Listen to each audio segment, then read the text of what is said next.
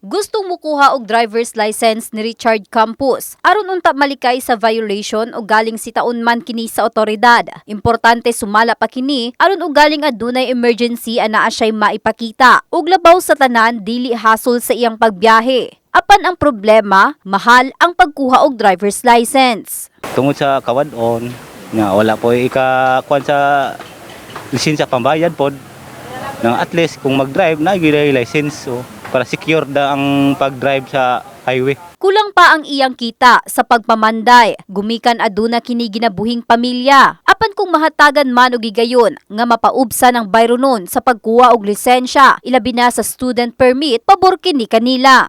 Para daghan po maka-avail po sa SP kay importante baya po na dili maka renew kung wa ka SP. Actually dako po siyang tabang. And sa mga importante man gyud ang lisensya gyud. So bisag barato siya or mahal, kailangan nato siya i-apply gyud. Ang mga nagagamit sa tong dalan, mga professional, dili lang karang basta-basta na nakagunit lag motor, drive na dayon diretso. Kahibaluan, gahapong adlaw, nagigpulong si Police Major Oliver Pauya, labaw sa Traffic Enforcement Unit kon TU Gensan ngadto sa buhatan sa Land Transportation Office kon LTO sa Rehiyon 12. Aron hangyoon si Regional Director Milari Tumawis kung pwede ba mapaubsan ang bayronon sa pagkuha og lisensya ilabi na sa Gensan.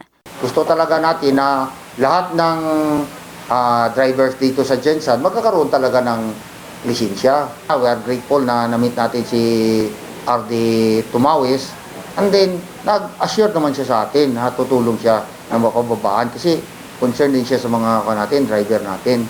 So pinasa pakiusap po ng inyong lingkod ito, yung sabi niya sa akin, baka mapababa na yun sa 700 yung student permit pa lang. Nasuta sa buhatan nga kasagarang malambigit sa bangga mo ang walay lisensya samtang ang uban walay rehistro sa motor. Ang hirap-hirap na kumuha ng driver's license sa sobrang mahal. Very unfortunate na nagda-drive tayo tapos puro may mga violations tayo. So diyan na lang nakikita natin na sobra talagang hirap ng buhay. At saka ang dami talaga, list priority yung pagkuha ng mga lisensya. Kaya dapat yung mga natin, kaya nawagan tayo sa mga drivers po natin at mamamayan natin dito, dapat maging obedient po tayo sa batas natin. Gani good news alang sa publiko nga anaan na lang sa 700 ka pesos ang pagkuha og student permit apan alang lang sa certified resident sa General Santos City. In the heart of changing lives, kini si Russell Jean Mantile sa Brigada News Gensan, Brigada News.